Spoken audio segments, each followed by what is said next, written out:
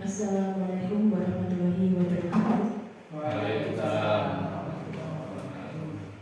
Bapak Kepala Sekolah yang kami hormati, Ibu Fitri Safitria Sulandari, selaku narasumber yang saya hormati, beserta Bapak Ibu Guru SDN 1 Kasihan yang saya hormati pula. Syukur alhamdulillah pada siang hari ini kita bisa berkumpul di ruangan ini dalam rangka untuk desiminasi modul 1.4, yaitu budaya aktif pendidikan calon guru penggerak angkatan 9 yang akan disampaikan oleh Ibu Safitria Sulandari. Adapun susunan pada acara desiminasi siang hari ini, yang pertama adalah sambutan dari Kepala Sekolah SDN 1 Kasihan, dilanjutkan dengan inti pelaksanaan desiminasi, kemudian penutup. Marilah bersama-sama kita baca bacaan basmalah. Bismillahirrahmanirrahim. Selanjutnya sambutan dari Bapak Kepala SDN 1 Kasihan. Waktu dan tempat kami persilakan.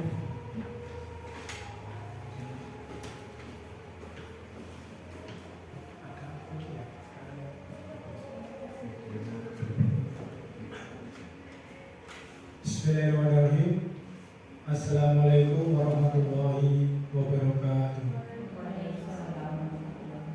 Yang saya hormati Ibu Safitria Sulandari, CGP Angkatan 9 Kabupaten Wonogiri, dan rekan-rekan PTK SDN 1 Kasihan yang saya banggakan. Puji syukur kehadirat Allah Yang Maha Esa atas segala rahmat. Nah, sehingga hari ini kita dapat melaksanakan kegiatan untuk desiminasi aksi nyata modul 1.4 tentang budaya positif, yang pada kesempatan hari ini akan disampaikan oleh Ibu Safitria Sulandari sebagai penugasan calon guru penggerak angkatan 9 di Kabupaten Wonogiri tahun 2023. Kegiatan ini saya harapkan mampu memberikan dampak positif kepada PTK dan SDN 1 Kasihan. Dengan adanya desiminasi tentang budaya positif ini, kita berarti melakukan upgrading atau pembaruan terhadap informasi yang baru terkait dengan kurikulum Merdeka. Semoga kegiatan hari ini berjalan lancar dan sesuai dengan tujuan yang diharapkan sama Ibu Safitria. Dari saya cukup. Terima kasih. Wassalamualaikum warahmatullahi wabarakatuh.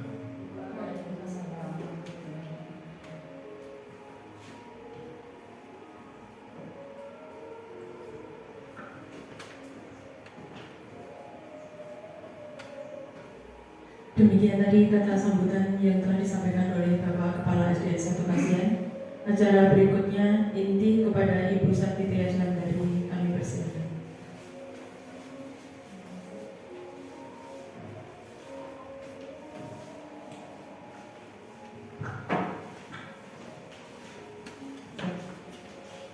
Bismillahirrahmanirrahim. Assalamualaikum warahmatullahi wabarakatuh.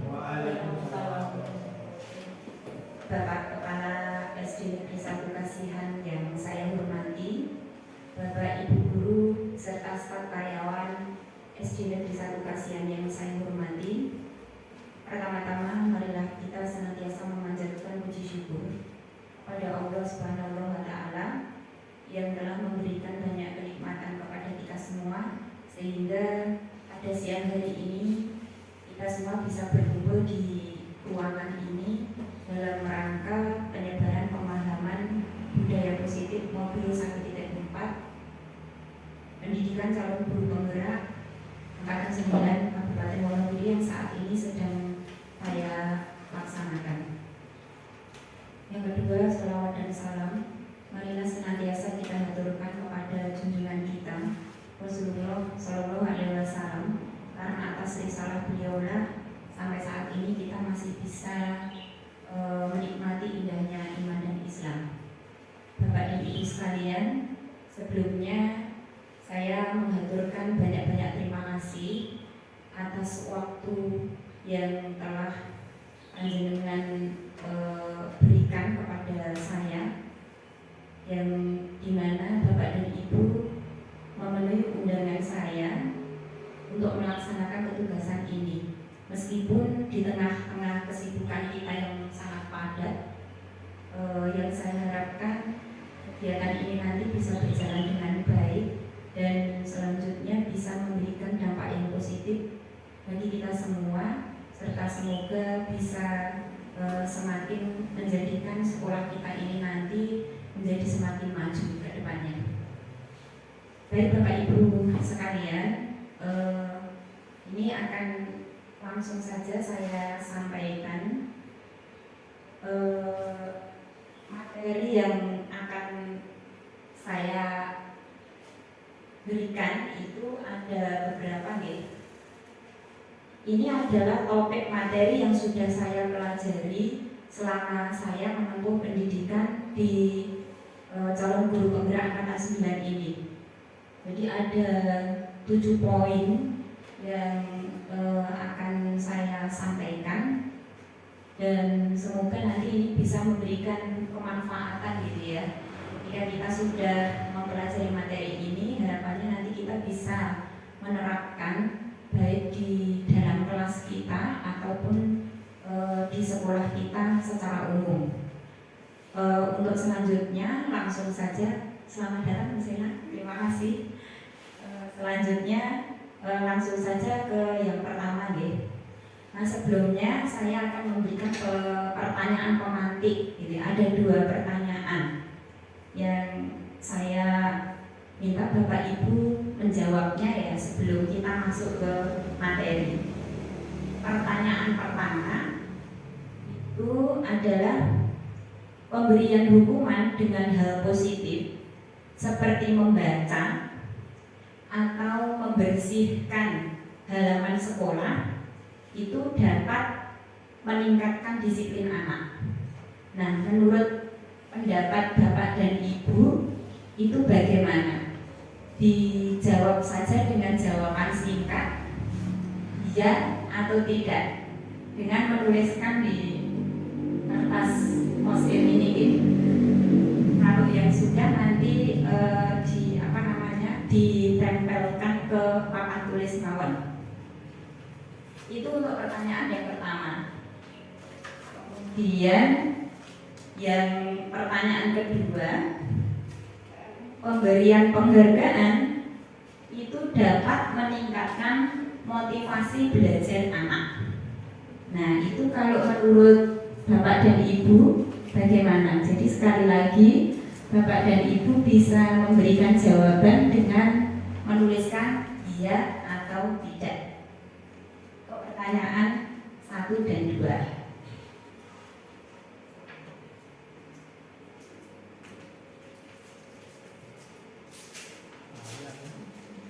Yeah.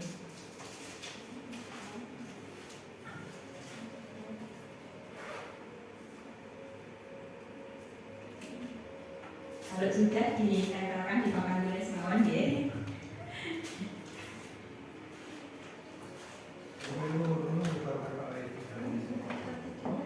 Ya jawabannya hanya nomor 1 iya atau tidak, nomor 2 iya atau tidak, hanya itu saja. Terima kasih. Terima kasih.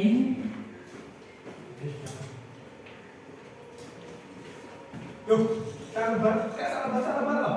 Ya, salah nggak apa-apa Pak. Jadi yang satu juga tidak apa-apa. Mirip.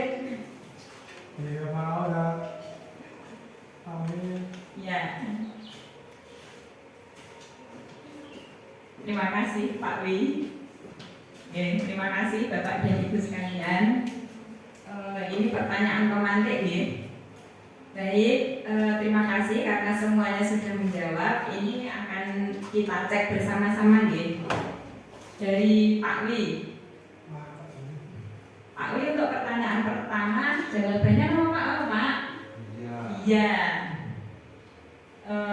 Kemudian ini juga iya dari Pak Wahyudi. Ini ketiga, yang keempat itu juga menjawab iya.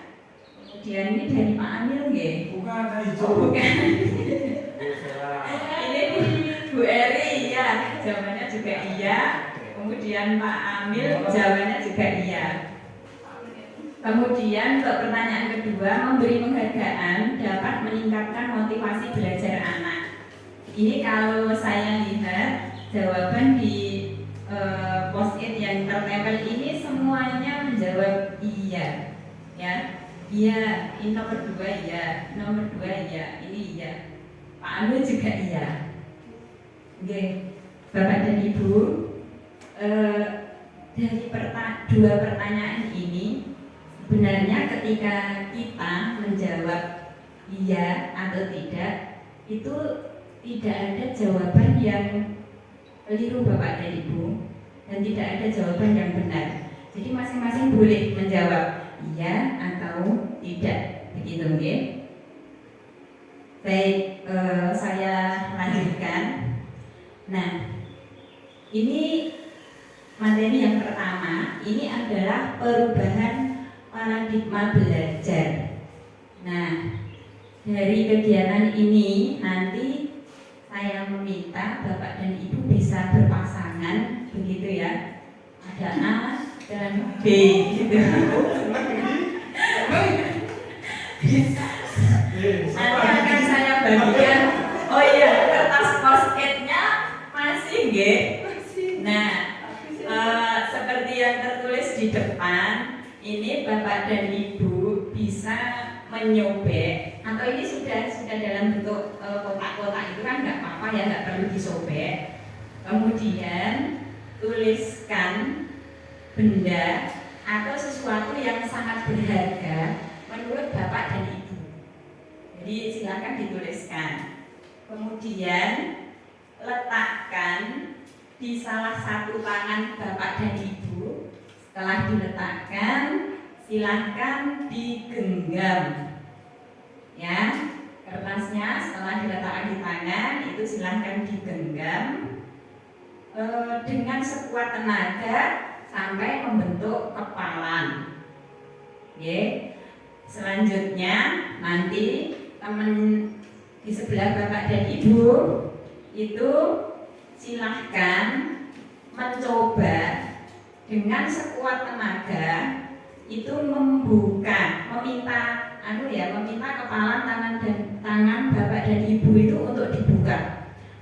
Boleh dengan cara membujuk, boleh dengan cara mengancam, boleh dengan merebut, merayu boleh nggih, dirayu bagaimana caranya supaya nanti Bapak atau Ibu yang duduk di sebelah jenengan itu mau membuka itu. Jadi silahkan dengan berbagai cara, nanti kalau sudah yang satu mengepal gitu, yang satunya berusaha untuk membuka dengan segala macam cara. Sampun? Sudah? Nah, silakan Bu Heni dengan Pak Amil, Bu Eri dengan Bu Wiwi. Wah, bisa ke CCTV.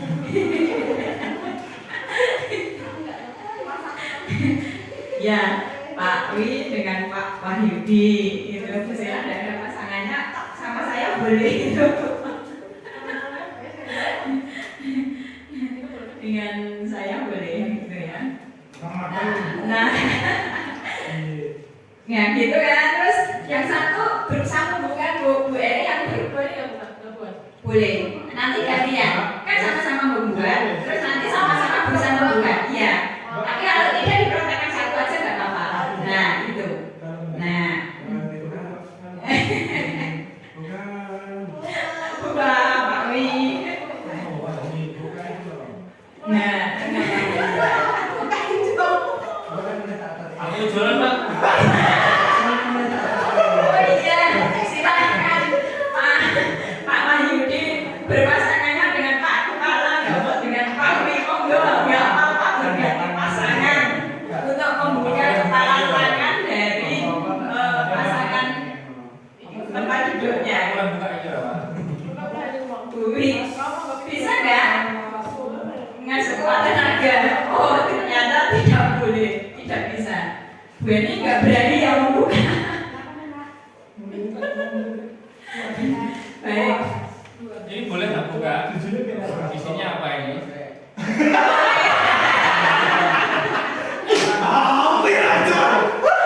Nanti tak boleh. Karaokean, Pak. Boleh. Karaokean nanti nih, boleh. Tapi boleh nggak tangannya dibuka Pak Budi? Boleh ya? Oke. Oh boleh. Boleh, kok. Anak Papi boleh. Oke. Ini boleh ya? Buat saya ya? Oke. Terima kasih. terbuka lah.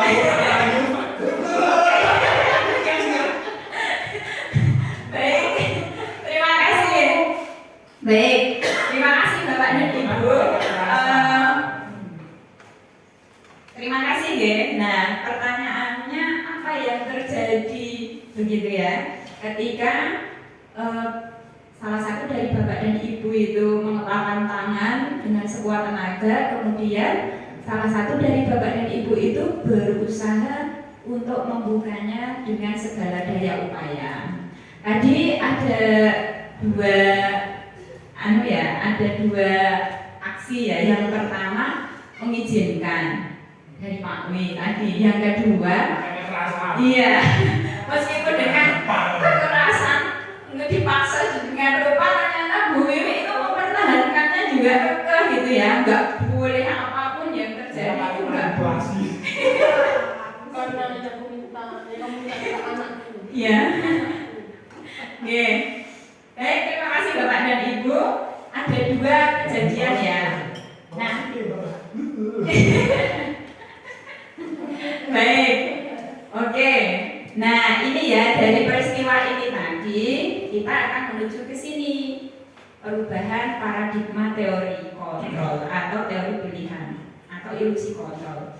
Jadi ketika kita sedang misalnya ada murid yang menghadapi permasalahan gitu ya, misalkan dia melanggar peraturan gitu ya, biasanya itu guru itu yang mengontrol murid gitu. Kemudian guru itu pasti akan memanggil atau menanyakan gitu ya, mengapa murid kita itu melanggar peraturan gitu ya. Itu bisa disebut kemudian dari situ guru, apa yang dilakukan guru pada saat itu kan bisa aja gurunya itu ada yang menasehati, ada yang memberikan masukan atau kritik seperti itu ya. Itu artinya bahwa kritik itu bisa membuat orang merasa bersalah dan menguatkan karakter gitu ya. Kemudian yang ketiga, ilusi bahwa semua penguatan positif itu efektif dan bermanfaat, seperti yang saya sampaikan di pertanyaan pemantik tadi ya. Ternyata jawaban dari Bapak dan Ibu itu tadi semuanya menjawab iya gitu kan. Kemudian yang berikutnya, ilusi bahwa orang dewasa itu memiliki hak memaksa mereka. Jadi misalnya anak didik kita itu dia melanggar sesuatu, melanggar peraturan gitu ya. Nah, ketika dia melanggar pastinya kan punya alasan gitu. Kadang alasannya itu tidak sesuai dengan keinginan kita. Kemudian kita mengarahkan dan anak itu yang kita maui harus taat ke kita atau harus taat ke peraturan itu. Nah, itulah yang selama ini terjadi gitu ya. Berikutnya, nah, apa yang dimaksud dengan disiplin positif? Disiplin positif itu berasal dari bahasa Latin ya. Bahasa Latin yaitu disiplina, yang artinya belajar. Kemudian makna asal dari kata ini berkonotasi dengan disiplin diri dari murid-muridnya Sokrates dan Plato. Berikutnya, disiplin diri membuat orang menggali potensinya menuju ke sebuah tujuan apa yang dia hargai. Kemudian, namun dalam budaya kita makna kata disiplin telah berubah menjadi sesuatu yang dilakukan seseorang pada orang lain untuk mendapatkan kepatuhan. Ya, kecenderungan umum adalah menghubungkan kata disiplin dengan ketidaknyamanan, bukan dengan apa yang kita hargai atau pencapaian suatu tujuan yang mulia. Nah, ini bisa dipahami ya, Bapak dan Ibu. Bisa kita lanjutkan ya. Berikutnya, nah ini adalah teori perilaku manusia. Jadi sebenarnya ketika kita atau anak didik kita melakukan sesuatu, baik itu yang dilakukan itu benar atau sesuai dengan peraturan atau norma, atau perilaku itu keliru atau melanggar suatu peraturan atau norma, itu sebenarnya ada tujuannya seperti itu.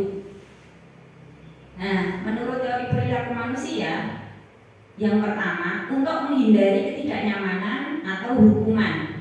Apa yang akan terjadi apabila saya tidak melakukannya? Ketika anak didik kita melakukan sesuatu itu untuk menghindari hukuman atau ketidaknyamanan, berarti motivasi yang ada pada diri anak didik kita itu adalah motivasi eksternal, begitu. Kemudian yang kedua, untuk mendapatkan imbalan dari orang lain atau institusi. Ada pertanyaan, apa yang akan saya dapatkan apabila saya melakukannya? Nah, ini pun motivasinya juga motivasi eksternal. Kemudian yang ketiga,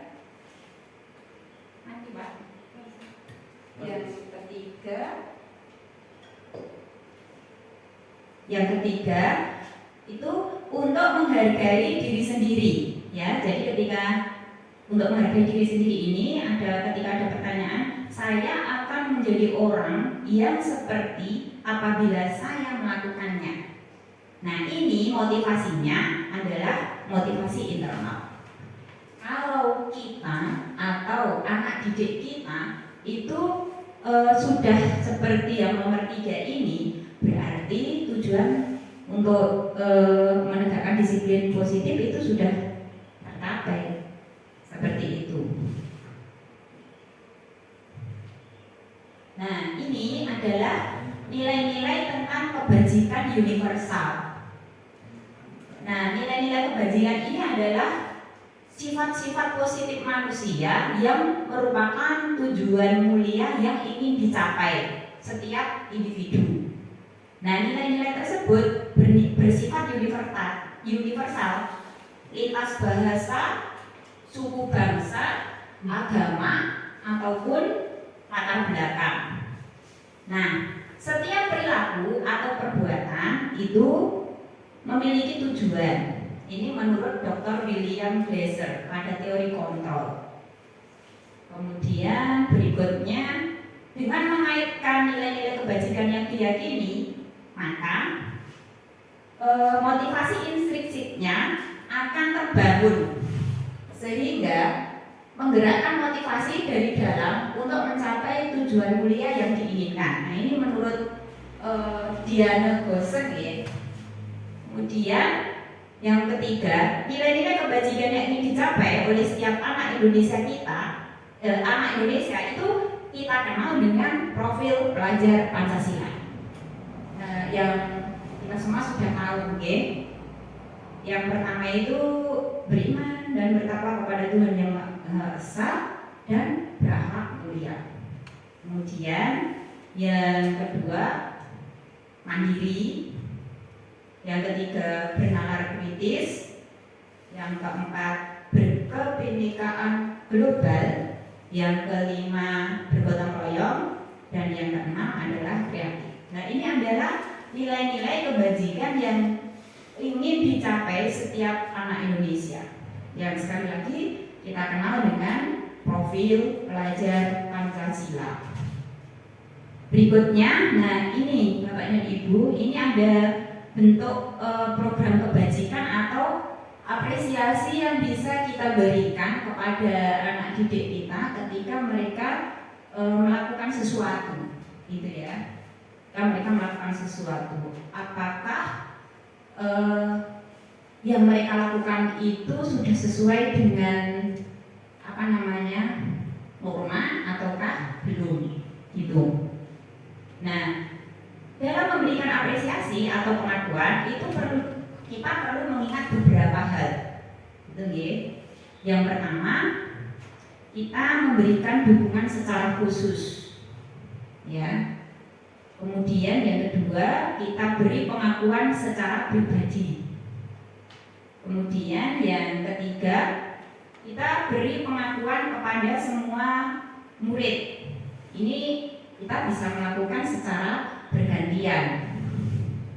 Kemudian yang keempat, kita bisa memberi pengakuan itu secara konsisten, gitu ya.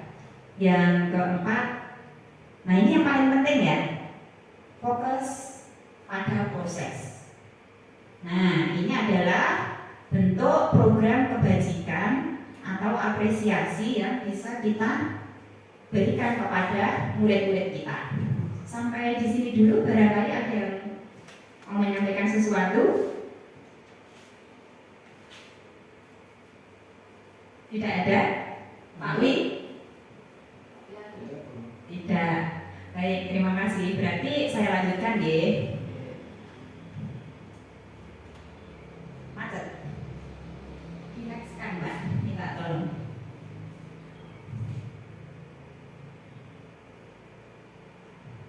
Nah, ini adalah contoh pengakuan atau apresiasi kebajikan. Bapak dan Ibu bisa mencermati di tabel tersebut ya. Kelihatan nggak tulisannya? Masih kelihatan ya? Alhamdulillah. Nah, ini contohnya yang paling atas ya. Pembukanya kita bisa menyampaikan kepada anak didik kita itu dengan menyampaikan kalimat, kemarin saya perhatikan gitu. Ini kalimat pembukanya. Kemudian nilai kebajikannya itu kita sampaikan kepada anak didik kita. Rasa empatimu besar sekali. Nah, situasinya apa pada saat melakukan apa anak didik kita itu? Pada saat menolong murid baru di kelas kita. Misalnya murid baru kita itu kan muridnya Bu Eri ya. Ya, tuh kemarin terjatuh di depan kantor guru ya, di halaman itu sampai atas bibirnya itu terluka ya. Tadi pagi sempat saya tanya gitu. Nah itu contohnya ya. Jadi ketika ada temennya, anak didik kita yang membantu temannya itu, kita bisa memberikan pengakuan atau apresiasi kebajikan. Kemudian contoh atau pembuka yang berikutnya itu adalah saya menghargai kepedulianmu, itu nilai kebajikannya. Terus pada saat kamu membantu teman-temanmu di tugas kelompok, itu contoh yang kedua. Kemudian contoh pengakuan atau apresiasi yang ketiga, itu kita bisa mengucapkan terima kasih ya untuk kalimat pembukanya. Terima kasih untuk misalnya ya. Kemudian nilai kebajikannya rasa tanggung jawabmu. Misalkan kita melihat anak didik kita itu sudah melaksanakan tiket dengan baik gitu. Di saat teman-temannya yang lain mungkin Indo itu apa ya? Menghindar, tapi dia dengan penuh tanggung jawab itu melaksanakan tugas piketnya itu dengan baik gitu ya. Kalau di sini, nah ini kan ya, pada saat kamu memungut kertas-kertas yang berserakan di lantai. Nah, itu contohnya Bapak dan Ibu, contoh pengakuan dari apresiasi kebajikan yang bisa kita lakukan untuk kita terapkan pada anak-anak kita. Bisa dilanjutkan ya? Nah ini sekarang saya ingin tahu gitu ya, kita belajar bareng-bareng. Di sini ada beberapa pernyataan. Yang sebelah kiri itu tindakan guru. Nanti yang di sebelah kanan Bapak dan Ibu bisa berpendapat. dari pernyataan ini itu termasuk suatu hukuman ataukah suatu konsekuensi. Jadi sebelum saya menyampaikan materinya, saya mohon pada Bapak dan Ibu untuk bisa gitu ya memberikan jawaban dari pernyataan yang tertera di depan. Misalnya nomor 1, mencatat 100 kali di dalam buku kalimat saya tidak akan terlambat lagi karena terlambat ke sekolah misalnya ya. Ini kan sering ya terjadi di era-era dulu gitu ya. Misalkan ada anak yang terlambat ke sekolah dan frekuensinya sering, itu anak tersebut diberi tugas oleh gurunya untuk mencatat 100 kali di dalam buku dengan kalimat saya tidak akan terlambat lagi sebanyak 100 kali. Saya masih ingat dulu ketika eranya saya di SMP ini juga pernah gitu ya, guru saya itu memberikan tugas kepada teman saya yang sering terlambat itu dengan cara seperti itu.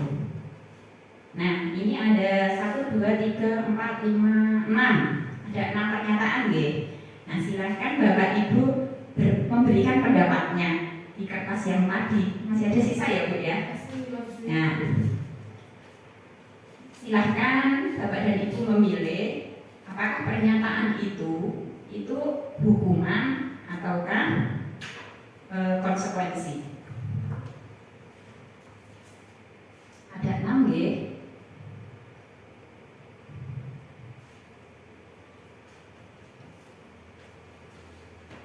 Yang kedua, lari mengelilingi lapangan basket 2 kali karena terlambat hadir di sekolah.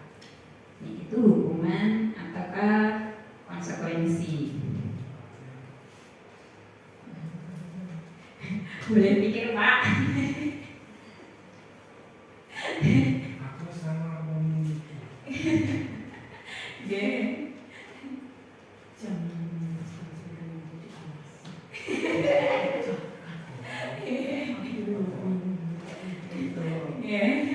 Apa bedanya hukuman dan konsekuensi? Ya, makanya kita pengen menggali gitu ya sampai sejauh mana pemahaman kita mengenai hal ini gitu ya, mengenai hukuman atau konsekuensi, dan apakah yang selama ini kita lakukan kepada anak didik kita itu sebuah hukuman ataukah konsekuensi seperti itu.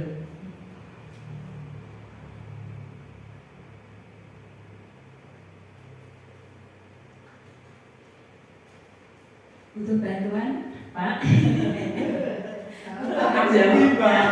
Oh, bimbang, masih bimbang ya untuk menentukan apakah ini hukuman atau konsekuensi ya, gitu. Sudah Bu. Ya, kalau sudah boleh ditempel di sini. Karena dengan memahami ini nanti kita akan ini akan sangat menentukan gitu ya yang akan kita lakukan kepada anak-anak gitu ya ketika dia melakukan suatu perbuatan yang tidak sesuai dengan peraturan seperti itu. Ini punya Bu Wiwi nggak lengket? Bu, ganti Bu, biar lengket Bu. Unik nama orang nggak boleh. Oh begitu. Iya iya. Seneng aja ya pink yang romantis gitu ya.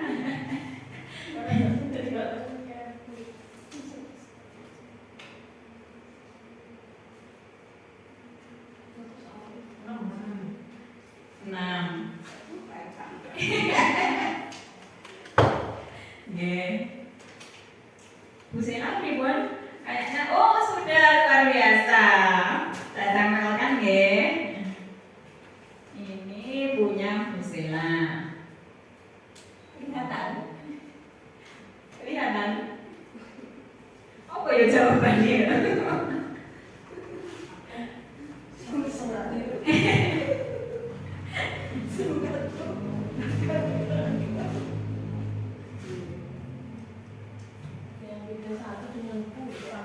Nggak apa-apa. Nanti nggak ada yang benar dan nggak ada yang salah kok.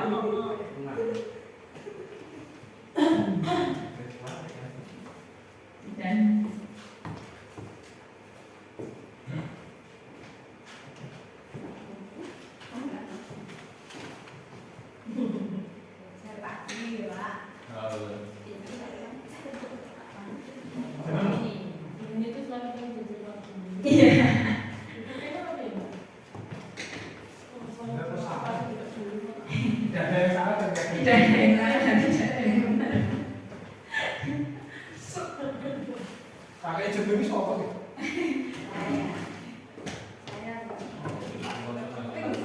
Oke. Oh masih kurang satu ya, Bapak Yudi.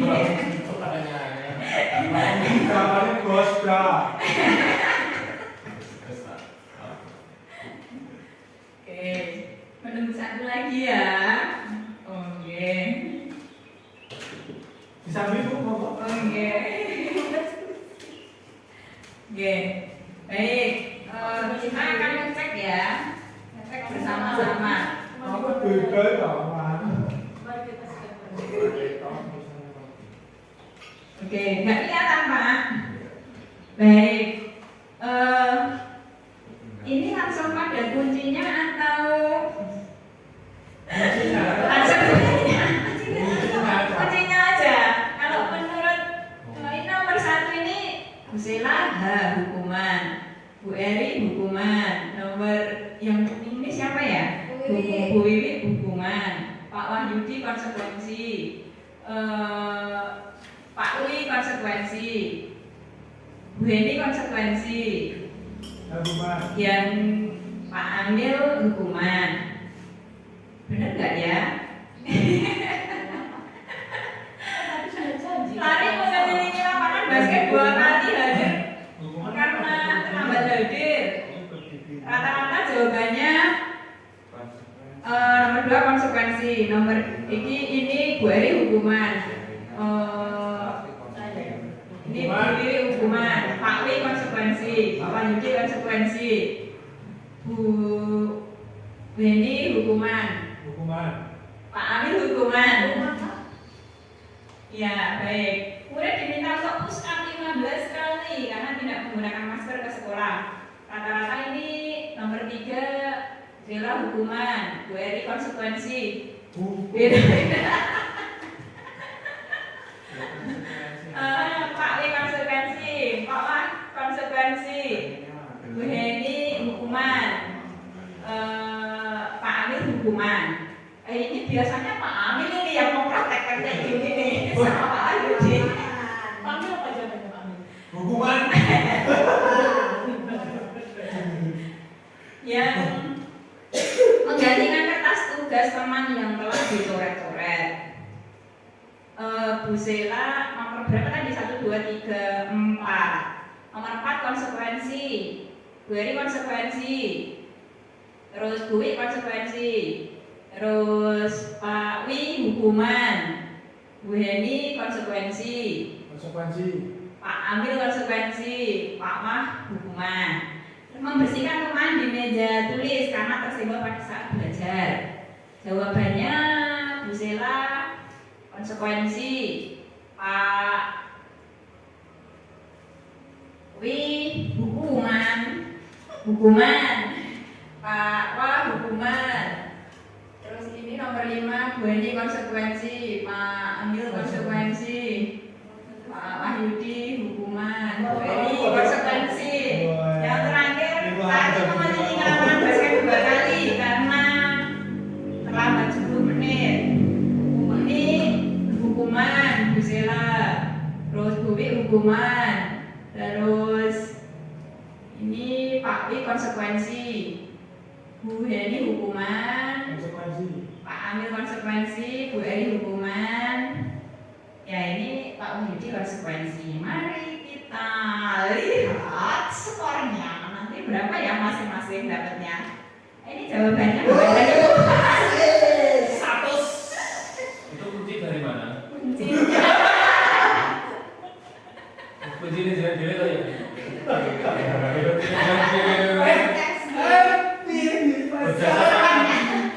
mana berapa Pak? 100. Yes. 80. Luar biasa. Luar biasa. Yang 100 skornya 90, 80. Tadi Rumi si Cimono bareng-bareng.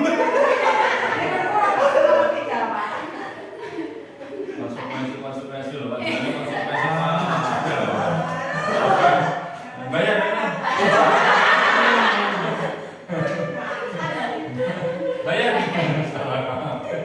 Bayar. Baik. Apa sih bedanya hukuman dengan konsekuensi? fisik. Dan skornya 100 tadi Pak Kepala monggo Pak, barangkali bisa memberikan pencerahan kepada Bapak Ibu guru yang lain. Terima kasih. Dan konsekuensinya dari pandangan saya, jadi untuk konsekuensi itu bahwa apa yang dilakukan, kegiatan yang dilakukan itu imbas dari kayak gimana ya, bukan suatu aturan tetapi suatu kesepakatan. Nah, untuk hukuman itu cenderung bahwa mohon maaf, untuk konsekuensi itu cenderung timbul dari pribadinya. Jadi timbul perilaku yang dimana itu saya harus merespon seperti ini. Kalau hukuman cenderungan bahwa apa yang saya lakukan nanti kemudian berimbas pada orang lain akan mendoktrin atau mengatakan saya harus bagaimana. Nah, jadi dari pihak luar ke saya, kalau konsekuensi timbul dari pribadinya. Bedanya saja. Terima kasih. Baik, terima kasih. Terima kasih Bapak Kepala Sekolah yang sudah berkenan memberikan pandangannya. Ada yang ingin menambahkan? Tidak. Baik, untuk bisa mengetahui perbedaan apakah hukuman itu apa dan konsekuensi apa, mari kita lihat materi berikutnya. Nah, ini apa namanya? Kalau di dalam kurikulum kita itu kan kurikulum Merdeka Belajar ya. Yang dimaksudkan dengan merdeka menurut Ki Hajar Dewantara itu adalah merdeka itu artinya tidak hanya terlepas dari perintah, akan tetapi juga cakap buat memerintah diri sendiri. Ini adalah pemikiran dari Ki Hajar Dewantara. Nah, Bapak dan Ibu, ketika kita melakukan pembelajaran kepada anak didik kita, itu ketika masih ada anak-anak didik kita yang melakukan suatu perbuatan yang belum sesuai dengan aturan atau norma, yang kita harapkan itu sebenarnya ingin mengajak mereka itu memiliki motivasi dari dalam dirinya sendiri. Berarti motivasi yang ketiga yang seperti tadi sudah saya sampaikan itu adalah motivasi intrinsik gitu ya. Sehingga apa? Dengan begitu nanti dia akan menjadi manusia yang merdeka. Artinya apa? Cakap buat memerintah dirinya sendiri. Ketika dia melakukan sesuatu itu bukan karena ingin memperoleh penghargaan ataupun menghindari hukuman seperti itu. Nah, kita lanjutkan dulu ya. Nah, ini ada kaitannya dengan kebutuhan dasar manusia. Ini materi ini sebenarnya dulu sudah pernah kita dapatkan gitu ya. Kebutuhan dasar manusia itu ada 5. Yang pertama yang tengah gitu ya, survival. Itu adalah kebutuhan untuk bertahan hidup. Kemudian yang kedua yang ini fun, balon tandanya bisa dilepas, bebas gitu ya. Ini adalah kesenangan gitu ya, kesenangan. Gambarnya kupu-kupu ini freedom, kebebasan. Yang gambarnya daun waru, Pak Wi mengenal gambar itu Pak Wi? Yang warna merah itu artinya apa Pak? Iya, terima kasih Pak Wi. Menyenangi sih teman. Siapa Pak? Salah satu mereka. Oh iya, ini anu ya, rasa memiliki ya belonging itu. Iya. Nah ini power itu kekuasaan ya, kekuasaan atau pengakuan dari orang lain terhadap dirinya gitu ya. Nah, ketika salah satu kebutuhan dasar ini satu aja tidak terpenuhi, maka apa yang akan terjadi? Nah, timbul ini ya, timbul ketidaknyamanan, timbul gejolak, kemudian muncul pelanggaran peraturan seperti itu nggih. Maka dalam hidup 5 kebutuhan dasar ini memang harus terpenuhi. Okay. Nah demikian juga dengan kebutuhan dasar dari anak didik kita. Ketika anak didik kita itu melakukan suatu pelanggaran terhadap peraturan yang ada di sekolah begitu, pasti dia punya alasan. Pasti ada sesuatu kebutuhannya yang dia itu belum terpenuhi. Nah, seperti itu, ya. Dulu itu survei petani.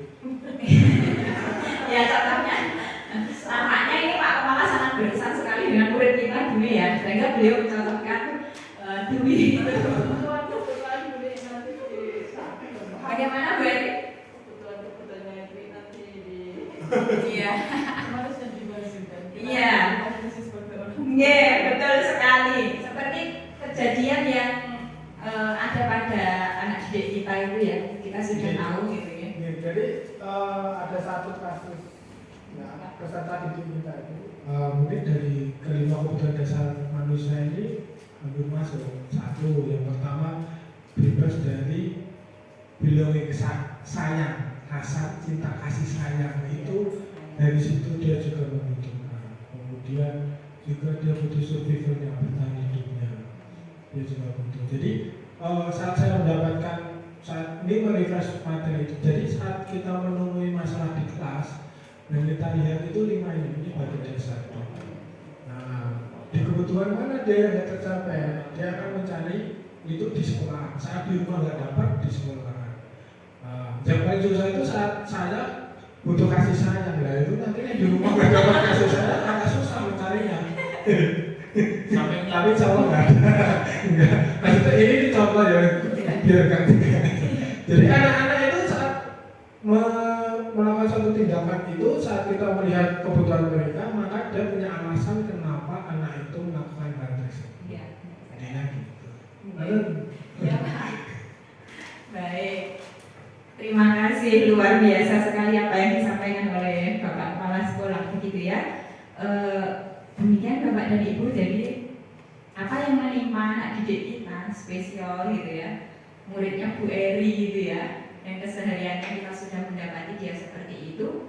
Dari 5 kebutuhan dasarnya itu bisa kita simpulkan ada yang tidak terpenuhi. Barangkali malah dari semua aspek gitu ya, karena setelah melihat latar belakangnya yang seperti itu, ya.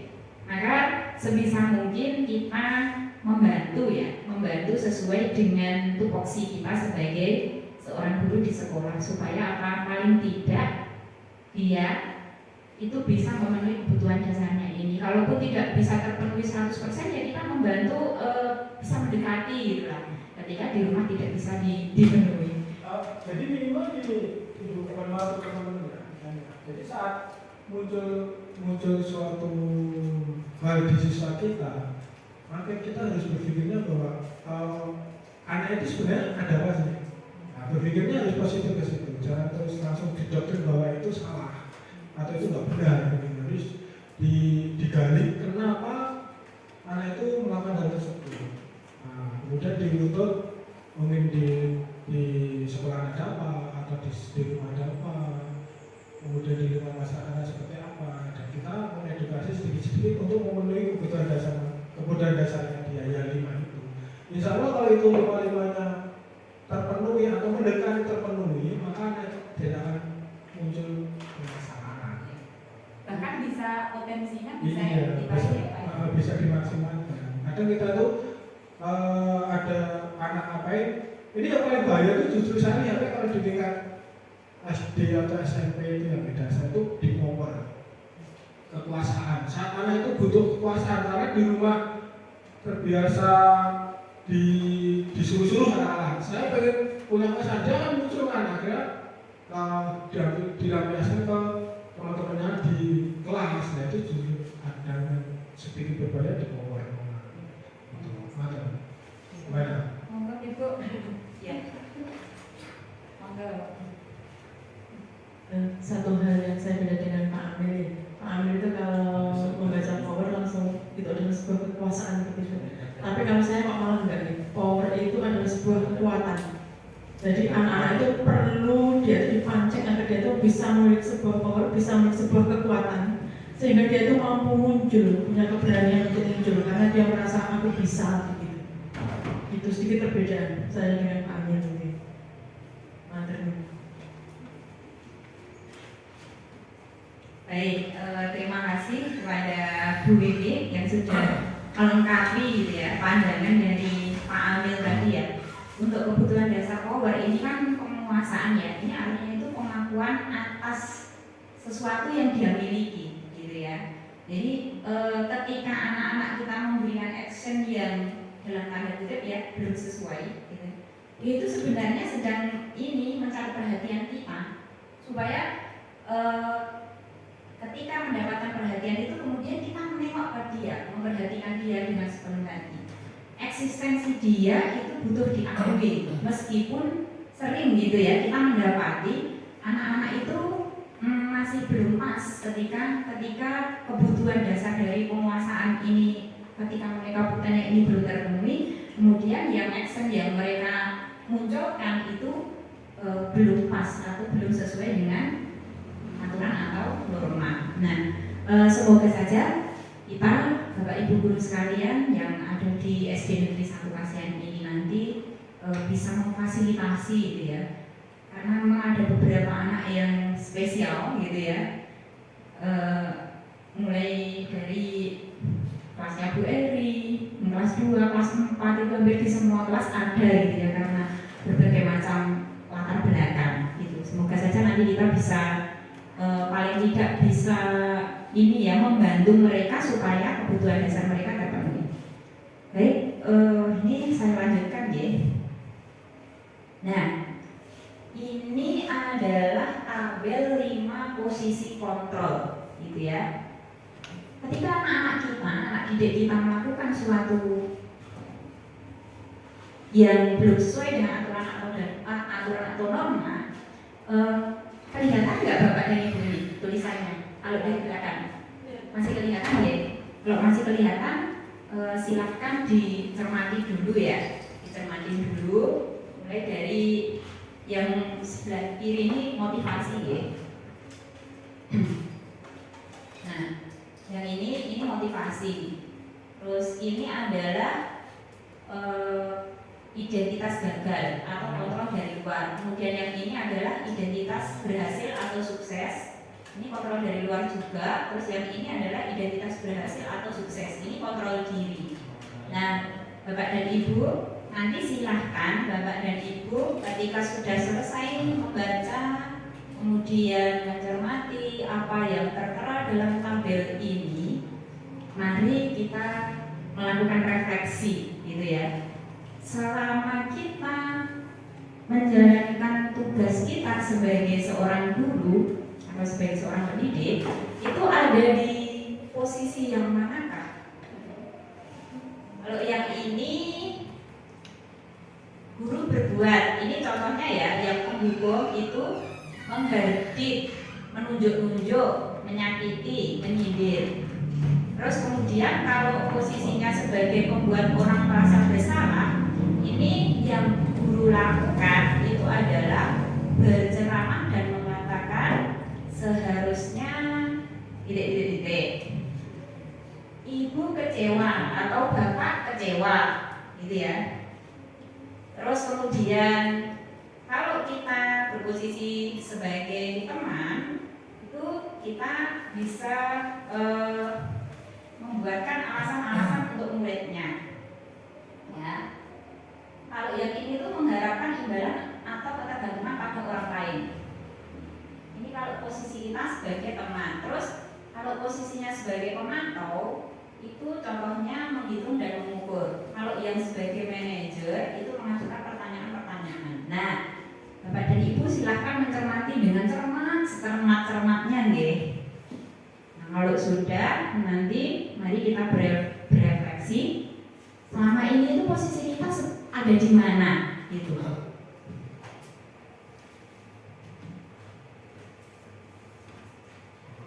Nanti bisa langsung memberikan pendapatnya aja nggih. Bisa langsung memberikan pendapatnya.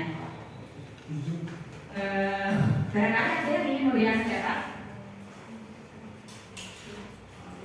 Bu Eri? Oh, menunjuk Pak Amil. Baik. Ini penghukum. Bu Wiwi monggo.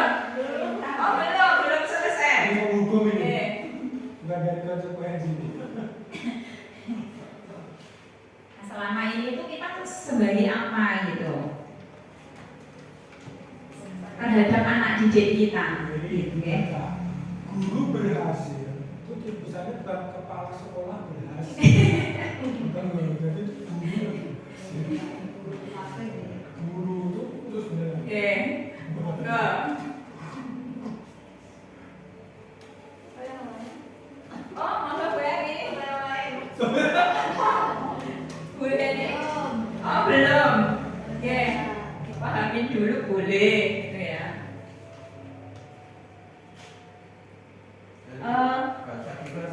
Oh iya, yang kedua ya. Nah ini pertanyaannya di posisi apa kita gitu ya kalau sudah membaca yang tadi. Nah ini ya. Kita di posisi Julanya. Nah, kalau tadi yang ini sudah ya. Kemudian saya bacakan yang ini. Guru berkata, kamu tidak akan melakukannya. Awas ya. Rasakan. Gini aja, jadi kan biasa memunculkan kata-kata yang mana, oh berarti jadi Nah itu maksudnya. Yang sering jenengan tapi kalimat ini nggak sama ya, nggak sama persis. Intinya seperti itu, begitu. Intinya seperti itu. Sila itu teman. Nah, misalkan teman Orang ini, yang membuat orang merasa bersalah.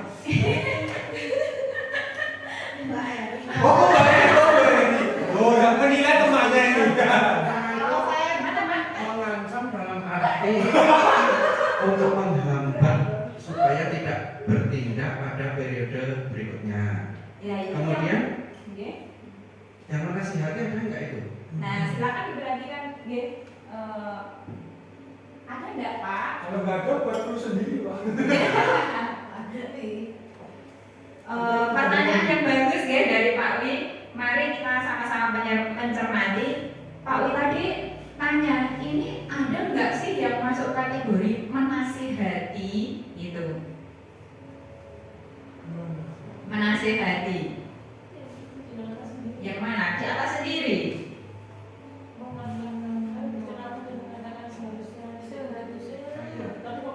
Oh iya. Yang mana? Maaf.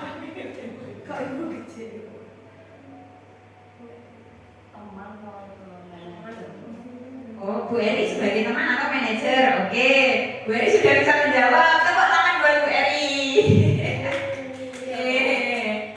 Kalau Bu Sera apa Bu? Gue itu sering gaji teman. Ya, teman atau manajer. Ini Bu Eri. Siswa nangis itu nangis. Iya. Bu Sera apa ini? Apa peraturannya?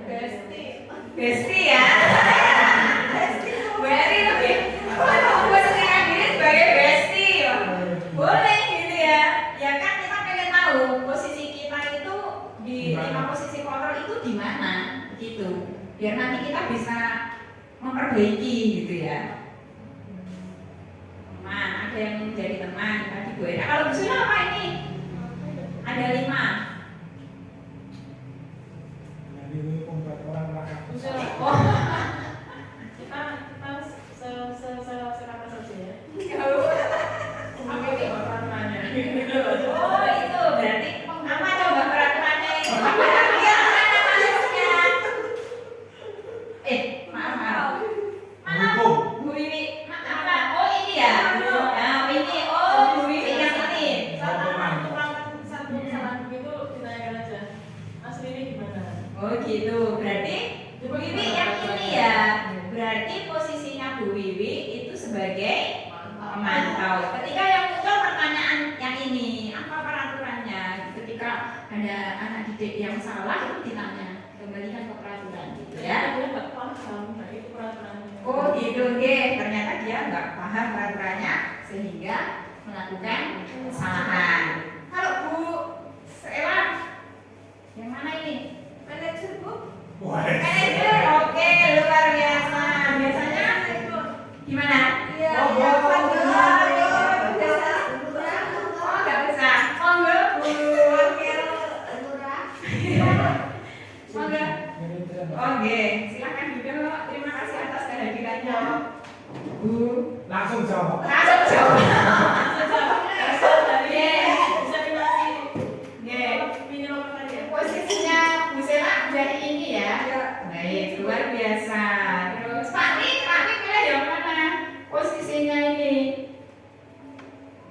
Biasanya Pak Wi. Jadi kan orang di sekolah itu baik. Nanti gongnya Pak. Gongnya.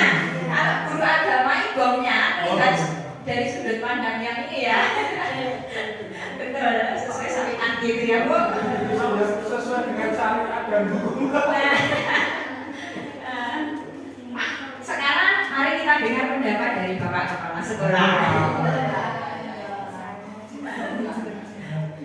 Terima kasih. Yang diharapkan dari 5 posisi kontrol ini adalah kita sebagai manajer. Diharapkan sebagai manajer. Jadi akan saat kita memposisikan sebagai manajer itu kita dan anak-anak atau peserta didik kita itu saat menyikapi suatu permasalahan itu akan lebih terbuka dan bisa menerima hasilnya dari apa yang menjadi kesepakatan. Yang diharapkan seperti itu. Caranya gimana? Itu nanti bisa diperdalam dengan Bu Fitri di materi. Oh iya. Baik. Baik, terima kasih atas pencerahannya Bapak. Ya, memang demikian ya Bapak Ibu, seperti yang sudah disampaikan oleh Pak Amil tadi. Kita itu ya posisi kontrolnya itu diharapkan itu setelah kita memahami materi ini itu yang ini. Nah, ini ya diharapkan nanti kita bisa bergerak gitu ya. Ya, sebentar. Ini kita bisa bergerak gitu ya. Kalau tadi mungkin kita sebagai teman, apakah nggak boleh? Boleh aja gitu ya. Sebagai pemantau, apakah tidak diizinkan? Diizinkan, boleh gitu loh. Tapi nanti setelah memahami materi ini, yang diharapkan itu seperti yang disampaikan oleh Bapak Kepala Sekolah tadi. Jadi ketika ada anak didik kita yang masih belum bisa melakukan perbuatan sesuai dengan norma itu, nanti diharapkan kita itu posisinya dalam 5 posisi kontrol itu adalah sebagai manajer gitu ya. Nah, seperti apakah peran sebagai manajer itu gitu ya. Jadi kalau manajer itu kan ya dalam kolom yang tadi itu sudah ada ininya ya. Nah, ini kan kita mengajukan pertanyaan-pertanyaan gitu ya. Jadi tidak langsung menjudge anak salah gitu ya, langsung kita kasih hukuman atau kita kasih konsekuensi. Tidak seperti itu gitu ya. Seorang manajer itu nanti akan mengajak anak, itu akan membawa anak itu menyadari kesalahannya, kemudian kita akan mencari solusi dari permasalahan yang dihadapi itu secara bersama-sama. Jadi dari situlah kemudian akan muncul motivasi intrinsik dari dalam dirinya. Kenapa sih saya setiap hari Senin misalnya kan kita bisa mengamati nggih. Tiap hari Senin pasti ada saja anak didik kita yang tidak memakai seragam dengan lengkap, misalkan tidak memakai desi atau topi, dan anaknya yo itu saja sampai kita sudah hafal gitu ya. Bisa tertawa. Iya, benar sekali. Nah, silakan berpendapat. Nah, seperti itu. Bu Eri sampai hafal itu mesti jejer sama saya aku sepacara itu ya. Apalagi guru kelasnya pasti sudah hafal banget gitu ya. Ini mestinya anak terus ini terus gitu ya. Nah, seperti itu nggih. Saya lanjutkan nggih. Nah, ini kalau yang sebelah kiri itu kan ini ya yang sering kita lakukan ya, yang ini loh. Nih. Kalau kamu tidak melakukan apa gitu ya, saya akan ya enggak Bu? Nggih, Bu Sela. Gitu mengaku ya berarti. Kemudian anak tersebut diberi hukuman untuk membuat dia tidak nyaman gitu ya. Terus kalau nanti posisinya kita udah di sini, sudah di sini sebagai manajer, itu ini yang kita lontarkan gitu ya. Apa yang kamu yakini? Nilai-nilai kebajikan apa yang belum bisa kamu penuhi? Misalnya seperti itu, ya. Terus nanti kita akan bersama-sama mencari solusi dari permasalahan yang dia hadapi. Gitu. Bisa dilanjutkan, ya? Atau bisa ada pertanyaan boleh gitu. Nanti kalau saya nggak bisa menjawab, bisa dibantu Pak Ambil yang sudah lebih dulu menyelesaikan pendidikan di angkatan 4 gitu ya. Kalau Mbak Eri, kalau saya nggak bicara belok, awalnya sama Bu Fitri. Oh iya, terima kasih. Siap gitu ya. Mbak Eri enak, paling enak Pak nanti Pak. Sudah ada. Oh betul. Benar sekali. Nah, Saluran untuk aja, mobil pastor. siap. Sudah saya siapkan dari sekarang kok Pak, tenang saja. Oke. Terus lanjut ya. Nah ini Bapak dan Ibu, sebenarnya materi ini sudah pernah Pak Amil sampaikan waktu kita KKG ya. Masih ingat ya? Beri masih ingat? Oh, tidak ternyata. Terima kasih itu ya. Heeh. Nggak patung dia, orangnya ada, tapi nggak mau menyebutkan kelas berapa sebelum ada. Nggih. Gue sudah nggak ingat. Nah, materi ini sebenarnya sudah disampaikan waktu kita KKG. Pematerinya Pak Ambil waktu itu, nggih. Bu Suci masih ingat enggak? Oh, hadir atau tidak? Lah nek jangan-jangan nggak hadir. Lah nek nggak hadir kalau tak tanya ingat atau tidak kan ya.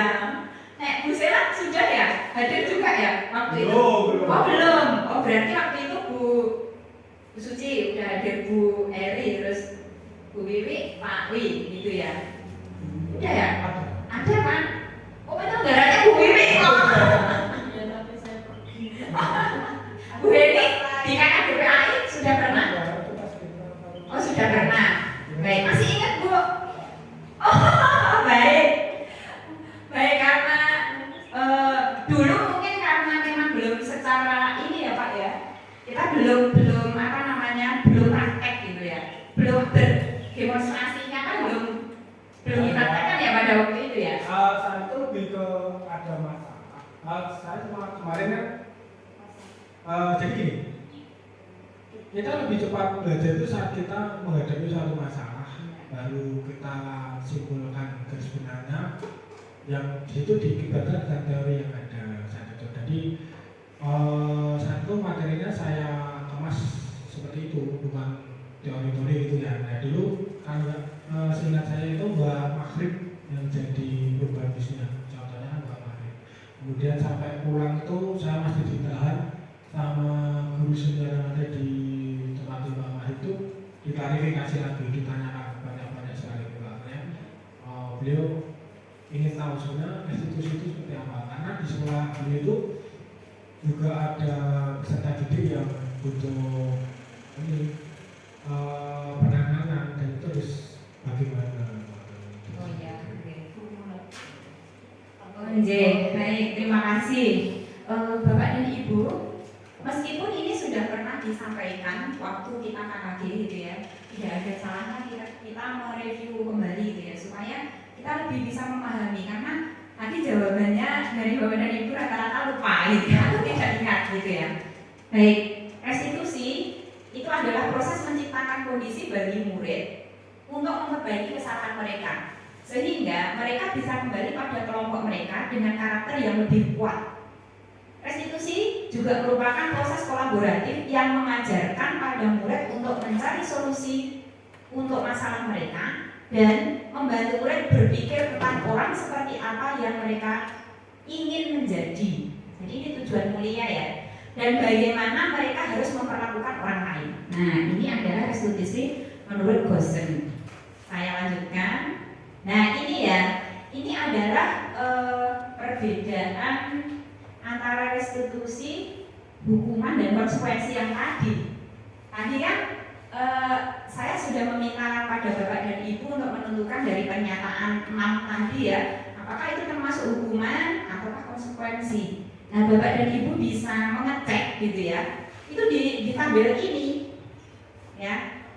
Ini hukuman yang kolom paling kiri, karena terpotong ya ini ya. Kemarin waktu saya ini. Terus ini konsekuensi, dan ini adalah restitusi. Nah, ketika kita sudah bisa membedakan perbedaan antara hukuman, kemudian konsekuensi dan restitusi, maka nanti kita akan bisa melakukan sesuatu yang seharusnya kita lakukan ketika ada anak didik kita yang memiliki suatu permasalahan. Seperti misalnya setiap hari Senin pas upacara ada yang tidak memakai seragam yang lengkap dan pelakunya itu saja sampai hafal gitu ya. Maka nanti kita bisa melakukan restitusi ya. Bedanya apa kalau hukuman? Hukuman itu menyakitkan ya.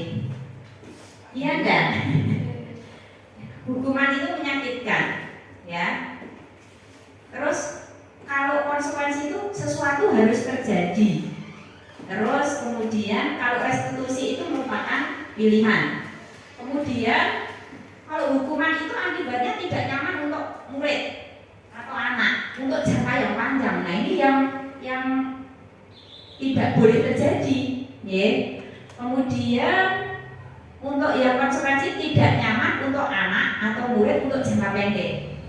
Kemudian kalau restitusi itu menguatkan untuk murid atau anak dalam jangka panjang, ya. Karena kalau udah restitusi itu ya anak sudah memiliki motivasi dari dalam diri, kemudian teori motivasinya itu dari dalam diri itu nanti yang terwujud itu ini, gitu ya.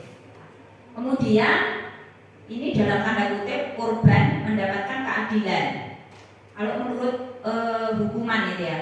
Terus kalau yang ini konsekuensi dalam tanda kutip ya ini korban bisa diabaikan. Kemudian yang restitusi dalam tanda kutip ya korban mendapatkan ganti. Kemudian yang berikutnya kalau yang hukuman ini murid atau anak tersakiti jelas. Enggak murid, enggak anak, kita aja yang orang dewasa atau yang sudah guru ketika mendapatkan teguran kayak gitu ya, teguran aja anak kita sakit hati enggak sih?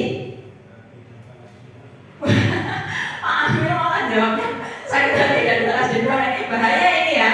Kalau sampai ini terjadi pada anak didik kita, bahaya sama gurunya. Makanya saya pilih hukuman. Nah, seperti itu. Pilihnya restitusi gitu ya. Karena dampaknya ternyata luar biasa. Seperti yang tadi disampaikan oleh Pak Kepala ya, kalau sampai terjadi balas dendam, nah ini kalau murid SD saya kira enggak sampai begitu ya. Tapi kalau muridnya itu sudah SMP, SMA, atau SMK ini luar biasa dampaknya gitu ya. Benar sekali. Nah, kemudian kalau yang ini hukuman itu perilaku pasif agresif meningkat. Kalau konsekuensi penguatan hanya bertahan dalam jangka waktu pendek. Kemudian kalau yang restitusi itu masalah terpecahkan. Masalah yang tadi dihadapi oleh anak didik kita itu menjadi terpecahkan. Kemudian kalau yang hukuman sistem tidak akan berjalan bila murid tidak takut. Nah, dihukum, pedih, gitu ya, takut, maka sistem berjalan, gitu ya. Kemudian kalau yang konsekuensi memerlukan monitoring dan supervisi terus-menerus dari guru. Nah ini yang konsekuensi. Kemudian kalau ini murid belajar bertanggung jawab untuk perilakunya. Nah ini untuk yang restitusi. Kemudian yang berikutnya berlaku hanya pada sebuah institusi, tidak berlanjut pada kehidupan nyata. Kemudian yang konsekuensi itu membantu penerapan mengikuti peraturan dalam masyarakat. Kalau restitusi fokus pada pemecahan masalah dan jangka waktu panjang. Nah ini yang tadi ya 5 posisi kontrol tadi ya. Nah hukuman ini peraturannya adalah memakai seragam lengkap misalnya ya Pak upacara. Kamu harus upacara harus pakai seragam yang lengkap gitu. Kalau ini ditanya seperti tadi yang disampaikan Bu Wiwi, posisinya ada ini. Apa peraturannya? Tanyakan, oh ternyata tahuan deh dia nggak melakukan itu, nggak memenuhi peraturan karena dia belum tahu peraturannya, gitu. Terus nah ini restitusi apa yang kami yakini, keyakinan kelas apa, gitu ya. Kemudian apa yang bisa kami lakukan untuk memperbaiki masalah ini. Nah ini yang untuk restitusi. Baik, lanjut ya. Nah, ini pertanyaannya, mengapa tidak peraturan saja? Mengapa harus keyakinan kelas? Ya, mengapa tidak peraturan saja? Kita di setiap sekolah pasti sudah punya peraturan atau yang disebut dengan tata tertib. Kenapa enggak peraturan saja? Kenapa peraturan aja enggak cukup? Mengapa harus keyakinan kelas? Gitu. Ada yang tahu? Bening. Bu Wir bisa berpendapat? Oh belum, oke. Bu Suci? Senyum, oke. Bu Sela? Ini siang-siang diajak mikir nih. Ambil saja kata Bu Eri. Oh ambil saja katanya beliau. Pak monggo. Dengan itu menghukum atau konsekuensi? Ini konsekuensi sebagai pimpinan ya. Dan ikut guru penggerak pertama. Nah betul. Jadi kenapa peraturan bukan kenapa keyakinan bukan peraturan? Karena peraturan sifatnya nanti imbasnya adalah suatu hukuman. Karena peraturan itu sehingga berdampak negatif pada yang menerima. Sedangkan keyakinan itu lebih cenderung bahwa apa yang sudah tertera itu sebagai suatu kesepakatan, udah serap negatif. Kalau aturan itu belum tentu, karena bisa jadi aturan itu nggak cocok dengan kita. Tapi kalau keyakinan itu insya Allah sudah sesuai dengan kepribadian yang komunitas atau anggota yang ada di dalamnya. Sehingga saat keyakinan itu sudah terbentuk, maka jika kita melanggar akan secara intuisi nanti akan sudah gini akan teringat dengan keyakinan yang dia setuju ini nggak harusnya ya seperti itu, karena kemarin sudah meyakini bahwa ini seharusnya seperti ini. Nah seperti itu. Jadi itu kemudian keyakinan sendiri sifatnya fluktuatif, nanti bisa berubah sesuai dengan kondisinya. Karena peraturan lebih ke umum digunakan untuk satu institusi. Nanti perubahannya harus melalui beberapa tahapan. Dan keyakinan bisa saat itu selama itu sudah menjadi keyakinan bersama sudah bisa berubah. Ya. Begitu. Baik, terima kasih pencerahannya, Nggih. Nah, seperti itu, Nggih. Mengapa harus peraturan? Mengapa tidak peraturan saja? Mengapa harus keyakinan saja? Kalau keyakinan itu kan sudah berdasarkan kesepakatan, gitu. Ya, keyakinan itu berdasarkan nilai-nilai kebajikan yang kita yakini, gitu. Terus berikutnya, nah ini nggih, Bapak dan Ibu, dari peraturan kelas itu nanti akan kita sortir gitu ya, untuk dikelompokkan dan kemudian dibuat keyakinan kelas. Nah, peraturan kan kalimatnya panjang gitu ya dan lebih rinci seperti itu ya. Tapi kalau keyakinan kelas itu dengan beberapa kata aja sudah mewakili, atau bahkan dengan satu kata aja yang berupa nilai-nilai kebajikan itu sudah mewakili seperti itu dari peraturan-peraturan yang ada di sekolah kita atau ada yang di kelas kita. Nah ini contoh penerapan keyakinan kelas yang pernah saya laksanakan bersama anak-anak nih. Dokumentasinya yang ini. Jadi ketika kita membuat keyakinan kelas, kita itu explore keinginan anak itu pengen seperti apa. Kemudian kita ambil kalau ada yang sama cukup satu aja yang ditulis gitu ya. Oh ini sama, maksudnya sama, ternyata dikelompokkan menjadi ini. Kemudian yang sudah terkumpul itu kita simpulkan bareng-bareng, berarti keyakinan kelas ini seperti yang terpasang di depan ini ya. Ini sudah disepakati oleh anak-anak di kelas saya. Kemudian masing-masing gitu ya, dari pihak guru dan siswa itu melakukan penandatanganan bahwa kita menyepakati ini keyakinan yang kita yakini, nilai-nilai kebajikan yang kita yakini. Ketika nanti ada yang khilaf, kemudian tidak sesuai dengan keyakinan yang sudah disepakati, tenang akan dikembalikan ke situ. Gitu nggih. Saya yakin di setiap kelas sudah ada. Nah, sudah kan? Seperti itu. Terus berikutnya ini apa namanya? Ini peraturan yang sebelah kanan keyakinan kelas. Nah, ini enggak usah semua. Saya satu aja karena waktunya sudah cukup gitu ya. Ini kalau menurut Bapak dan Ibu nomor 1 ini selalu kembalikan buku ke tempatnya. Keyakinan kelas apa kira-kira yang bisa kita peroleh dari sini? Peraturan yang ada di kelas kita misalkan selalu mengembalikan buku ke tempatnya kalau udah selesai. Mohon maaf mengganggu waktunya Bu.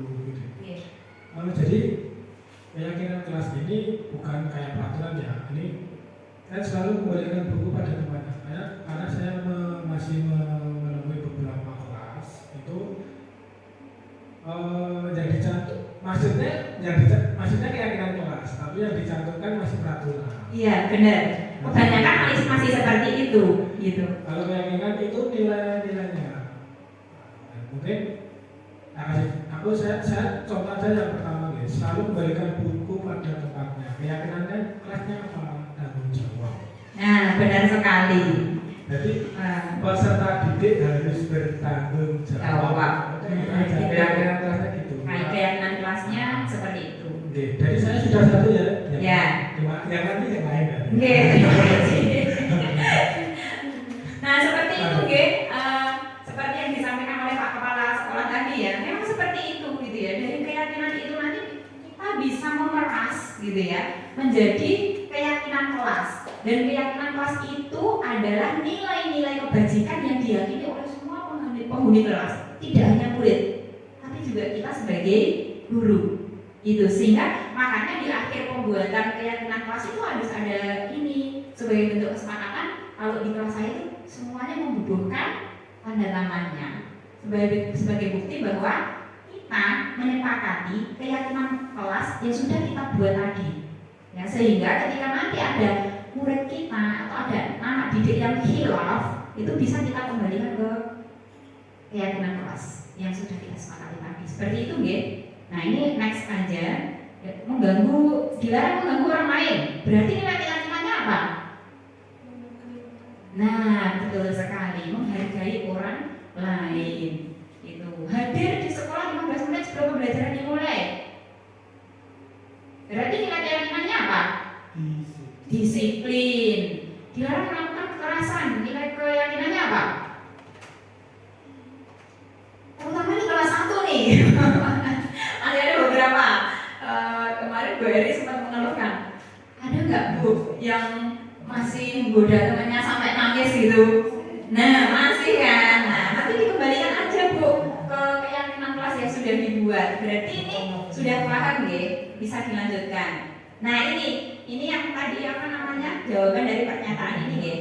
Nah kemudian, saya ingin mengecek juga. Kita akan mengecek pemahaman kita dari yang sebelah kiri dengan yang kanan. Ini kira-kira yang merupakan keyakinan kelas itu yang mana? Yang kiri atau yang kanan?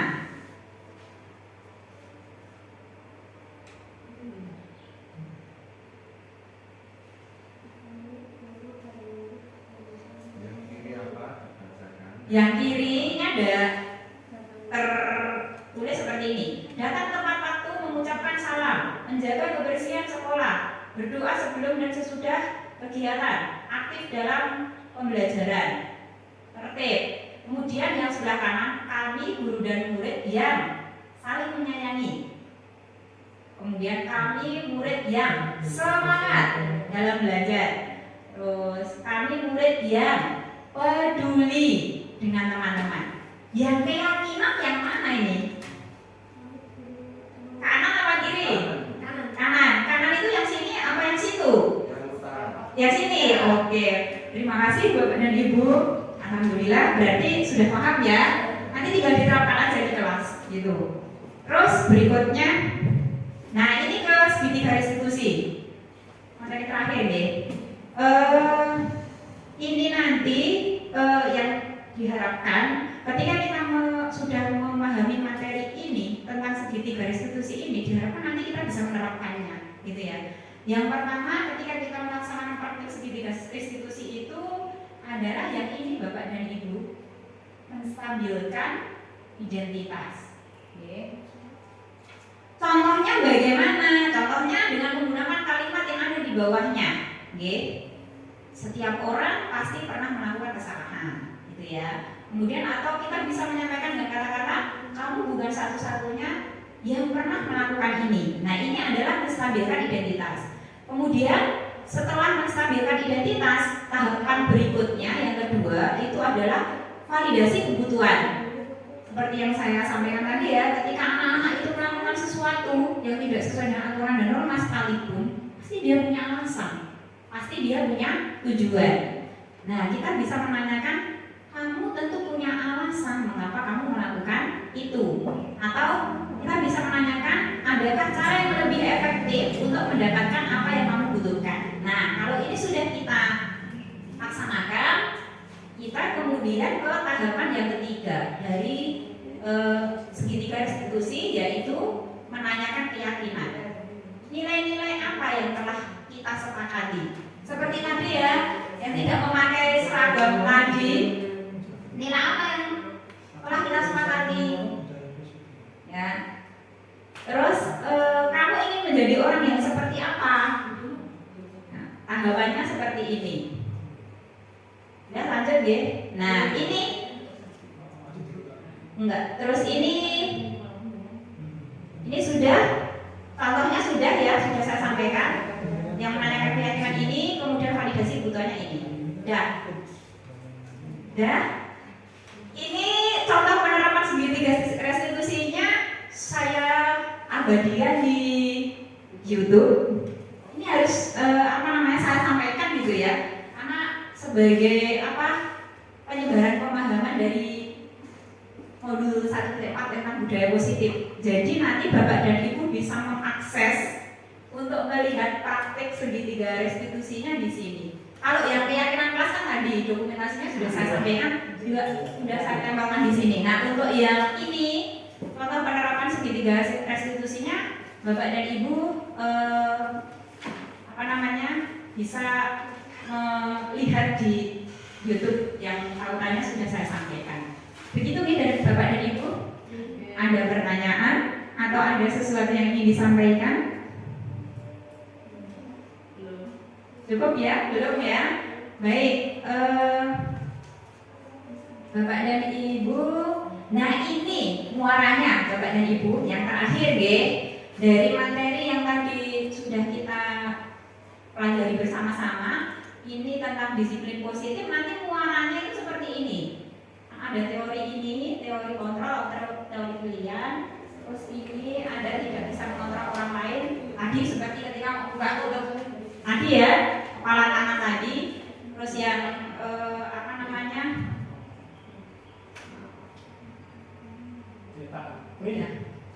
ya, dan seterusnya nih kebutuhan dasar terpenuhi. Terus ini 5 posisi kontrol tadi kita sudah sebagai manajer, teori motivasinya itu sudah di posisi 3, menghargai diri sendiri gitu ya. Terus ini nilai kebajikan universalnya juga sudah kita ketahui dari keyakinan kelas tadi gitu ya.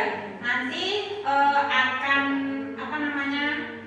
kita sudah punya keyakinan kelas, maka dengan demikian disiplin positif atau budaya positif yang kita cita-citakan di sekolah kita itu akan tercapai seperti itu. Jadi ini ya kesimpulan dari kegiatan kita pada siang hari ini. Cetak 1 PTK dikasih 1 yang khusus lembar itu. Gimana Pak? Nanti kalau dicetak yang khusus lembar itu dicetak 1 PTK 1. Ini kesimpulannya kan ini nanti. Biar dibaca-baca lagi. Oh, oke Pak, siap. Ada gaji. Ya. Baik, terima kasih Bapak.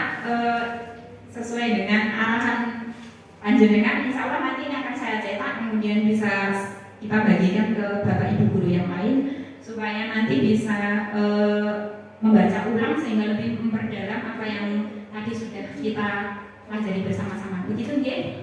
Waktu saya kembalikan ke Bu Wiwi. Sebelumnya saya mengucapkan terima kasih yang sebesar-besarnya. Terima kasih kembali kepada Ibu Fitri yang sudah menjadi pemateri untuk diseminasi budaya positif pada siang hari ini. Marilah acara kita tutup dengan bacaan hamdalah bersama-sama. Alhamdulillahirabbil alamin. Billahi taufiq wal hidayah. Wassalamualaikum warahmatullahi wabarakatuh.